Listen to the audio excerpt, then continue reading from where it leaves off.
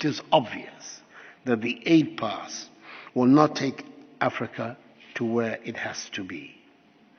We do not want to be a scar on anybody's conscience. We do not want to be pitted. We do not want to be either pawns or victims. And we certainly do not want headline writers to continue to compete to find the most lurid adjectives to describe our continent and its peoples.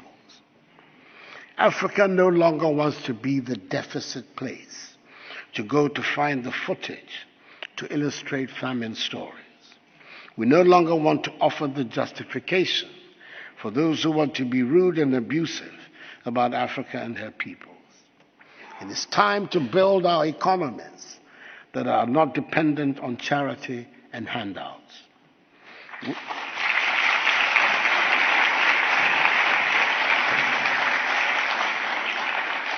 We understand the aid fatigue phenomenon. We understand that donor populations want their governments to spend their aid budgets in their own countries. We have learned from long and bitter experience that no matter how generous the charity, we would, and indeed, we have remained poor.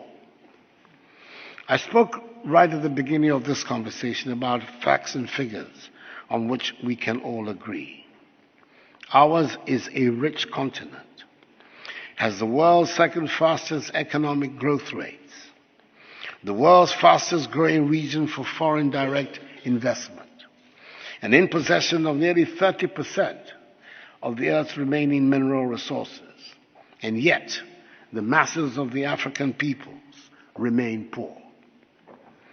Let us look for a moment at a country right in the center of the continent, the Democratic Republic of Congo.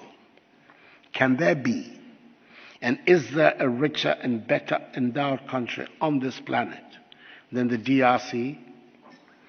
Every precious mineral that humankind has been known to hanker after is in the DRC. Every mineral required to run the wheels of modern industry is in the DRC. Why is the DRC currently supplying the largest number of people seeking refugee status that arrive in the United States of America? Why is the DRC listed among the poorest nations of the world? This is not right. We need to change the statistics.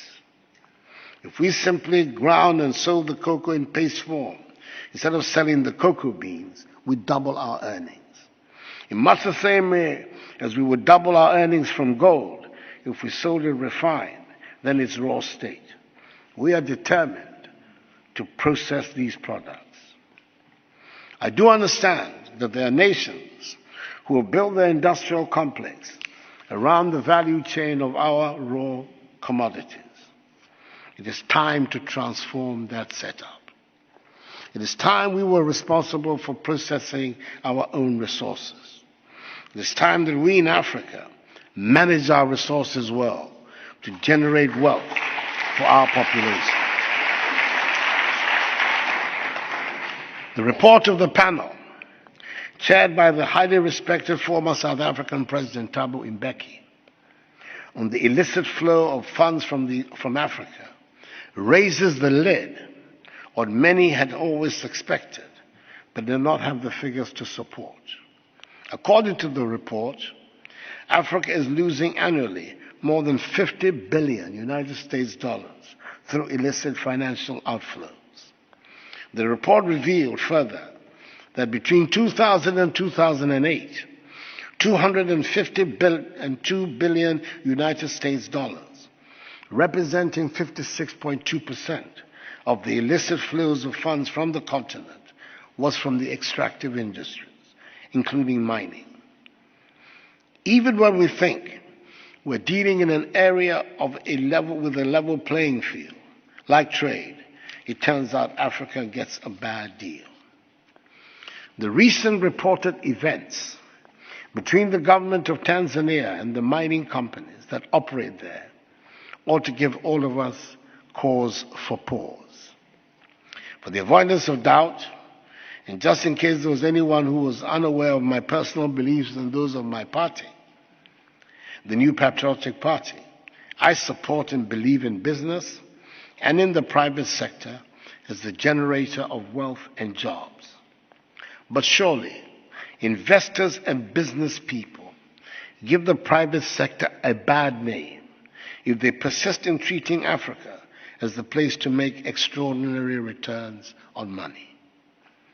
Investors find innovative ways to avoid paying the taxes that they should in the African countries in which they operate. And a recent example in the BBC report showed an example of this in the fishing industry. No one is going to sort out these matters for Africa except Africans themselves. We need to have our own bright and sharp lawyers to keep us abreast with the sharp and bright lawyers that our trade partners have. We need to have our own bright and sharp technologists to help keep us abreast with our competitors. With Africa's population set to reach some 2 billion people in 20 years' time, an African common market presents immense opportunities to bring prosperity to our continent with hard work, enterprise, innovation, and creativity. It is evident that the time for African integration should be now. Hence the importance of the success of the Continental Free Trade Area. A working common continental market has to be a very fundamental objective of all peoples and governments on the continent. Peace and stability on the continent are essential to the viability of the market, and we have to work to establish peace all over our great continent, a Pax Africana that has turned its back on terrorism, conflict, and instability.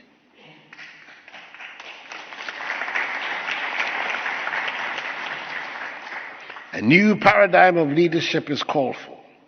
Leaders who are committed to governing their peoples according to the rule of law, respect for individual liberties and human rights, and the principles of democratic accountability. Leaders who are looking past commodities to position their countries in the global marketplace. Leaders who are determined to free their peoples from a mindset of dependence, aid, charity, and handouts. Leaders who are bent on mobilizing Africa's own immeasurable resources to resolve Africa's problems. Leaders who recognize the connectedness of their peoples and economies to those of their neighbors. This new generation of African leaders should help bring prosperity and dignity to our continent and its long-suffering peoples. We do want to, and we shall work to take Africa to where it deserves to be as a prosperous and dynamic member of the world community. We need to, and we shall move Africa beyond aid. Thank you very much for your attention, and may God bless Mother Africa.